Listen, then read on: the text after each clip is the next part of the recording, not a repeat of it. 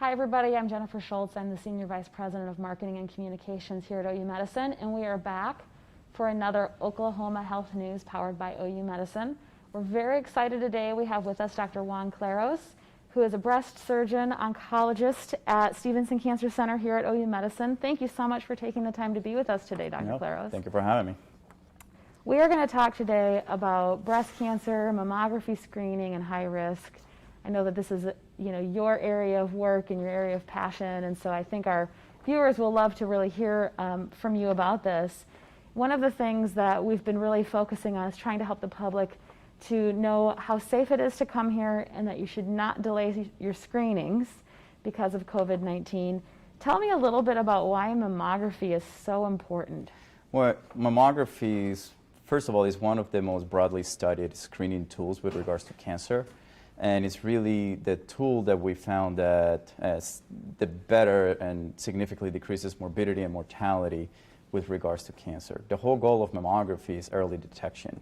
So the earlier we catch the breast cancer, the less invasive the surgeries have to be, the less likely that the patients may need or may not need chemotherapy or radiation or other treatments.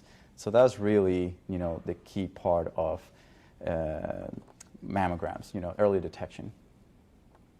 So when you think about early detection, I'd mentioned that we've seen a trend, particularly when we had certain types of services shut down across the country with COVID-19, where people canceled or delayed their screenings.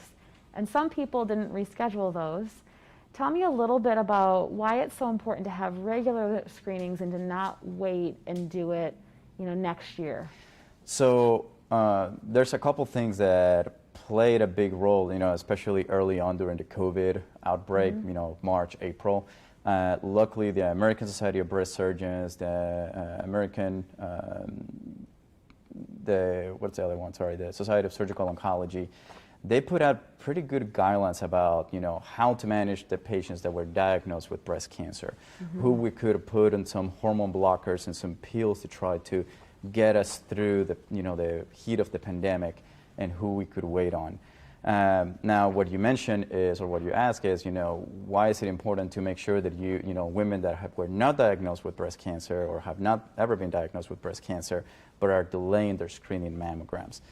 And I think three of the critical aspects of a good screening tool are that, first of all, it has to be a disease that affects a significant number of the population, which breast cancer does. 1 in every 8 women are going to be diagnosed with it, so roughly about 12%.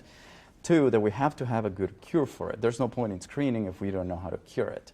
So we do have cures for breast cancer, and nowadays we have immunotherapies, better radiation technologies, shorter interval or shorter treatments in general. So we do have a treatment. And the third thing is we need to catch it in a good, window. And that's the problem with COVID, because a lot of women are delaying their screenings, pushing them back, which is narrowing the window of diagnosis when we want to catch it as early as possible. So that's, what partly I'm here today, and what a lot of breast radiologists and breast surgeons and breast cancer specialists will say, we have COVID, but we're taking a lot of measures at our imaging centers to make sure that everybody's protected, and to reinforce women that they need to get their mammograms done, because otherwise we're running the risk of catching cancer at a later stage. We know that cancers that are diagnosed once it's palpable, for example. So the goal is to find cancer before it's palpable.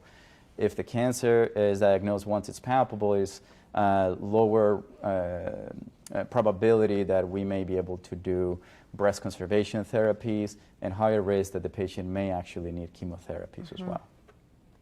So you've talked a little bit, the purpose of mammography being to detect cancer at its earliest stage. But you hear about different types of mammography, and sometimes it gets kind of hard to sort through it. Tell me a little bit about what the difference is between screening mammography and diagnostic mammography. Okay. So screening mammogram is the one that most women are going to get when they're just going for a routine exam. It usually involves just 2 views of the breast. One usually is the craniocaudal view, and another one in a it's kind of in a oblique orientation and medial lateral view kind of. And that one is really is not as focused. It's not, we're really just trying to see if there's any new findings, new distortions, new areas of concerns. Usually what we're looking for, or at least what radiologists are looking for, are calcifications. So that's what a screening mammogram is. A diagnostic mammogram is, for example, if they find something on the screening mammogram and they want to do a more focused study in that area, let's say it's the upper outer quadrant of the breast or right behind the nipple and areolar complex. So that's when the diagnostic mammogram is going to involve at least 3 views and plus minus ultrasounds and biopsies. Because at that point you have a suspicious that there's something of concern in that area, and you really want it, you're trying to take a closer look in that area. A diagnostic mammogram is also one that we will order if a woman presents already with a lump or an area of concern. So if there's something that is already raising a flag, then that woman is going to get a diagnostic mammogram. Right. So are there various risk classifications for breast cancer? How does that work when you diagnose breast cancer? So when it comes to the risk classification, we do have what is called a BI-RADS category when it comes to the imaging. So every mammogram is going to get a classification of the risk that what that mammogram showed of, what is the probability that that mammogram is showing some form of cancer. And it usually runs from BI-RADS 0, which means you need to get more studies, all the way to BI-RADS 6, which means that it's a mammogram on a woman that we know she already has cancer. For example, somebody who finished chemotherapy, and we want to see how good the chemotherapy treated the cancer, and we're going to give it a classification of BI-RADS 6. So that's with regards to how we stratify the mammograms after we get the results. BI-RADS 1 is benign, BI-RADS 2 is benign, but there's some findings. 3 is likely benign. Those are the ones that a woman is likely going to be asked to come back in 6 months because the risk is still fairly low. It's about 2 to 3% risk of breast cancer. And BI-RADS 4 is the one where, that's the callback that, the dreaded callback that a woman may get after a screening mammogram saying, hey, we may need some, or a diagnostic mammogram where we need to do a biopsy on this breast because there's something of concern. So thinking about risk classifications, one of the things that's always scary is getting that phone call that you have to come back. And sometimes it's easy to say, I'm going to delay a mammogram because not knowing is better. And I think that's probably a myth for a lot of people. Tell me a little bit about how often you should be screened and, earlier stages of breast cancer and the treatment of them compared to later stages. Okay. So first of all, there's different kind of guidelines by different societies about when to start mammograms and how frequent or how often to do them. The American College of Radiology and the American Society of Breast Surgeons, we usually say let's start mammograms at age 40 and get them every year. Another thing that is important is, if possible, as long as you're not moving, and even if you're moving to get your records, is to try to get the mammograms at the same place every year. Because another thing we look at is, has there been a change? Because there may be a calcification that they biopsied, it was benign, and if you go to another mammogram center the following year, they may find the same calcification, so they're not going to know that, they've been there for a few years and they're stable, they're normal. So the usual recommendation is every year and usually starting at age 40.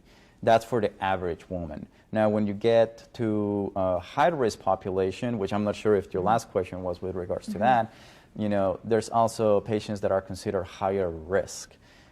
Somebody with a genetic mutation, BRCA1, BRCA2, P53, CDH1, those mutations will put a woman at a higher risk of breast cancer. So those women have, and we have standard, guidelines of when to start mammograms, and usually it's going to be a combination of mammograms and MRI as part of their screening every year to make sure that we find cancer at the earlier stage. Now, when you're talking about these high-risk categories, like you said, BRCA1, and a lot of people kind of call it BRCA. Yeah, the That's BRCA, a word the people famous might BRCA, hear. yes. How do you know if you have that? or what makes a person get tested for that? How do you know if you maybe should check out if you are in a high-risk category? So there are, once again, we have a specific guidelines that kind of drive who gets tested. First of all, there's a few commercial testings, like I think 23andMe and some other of the mail-in genetic testings that they say, oh, we'll test you for BRCA. That is not, I mean, even though it may show something, it's not a result that we will validate, because it doesn't really check the multiple mutations that that particular gene may actually have. Right. So there are, you know, the companies that we use, when we check for genetic testing, we actually check for at least 34 genes. We don't just check for the BRCA1 or just the BRCA2. We actually, you know, check for multiple ones. So who qualifies for genetic testing? That's, you know, the second part of your question, I think.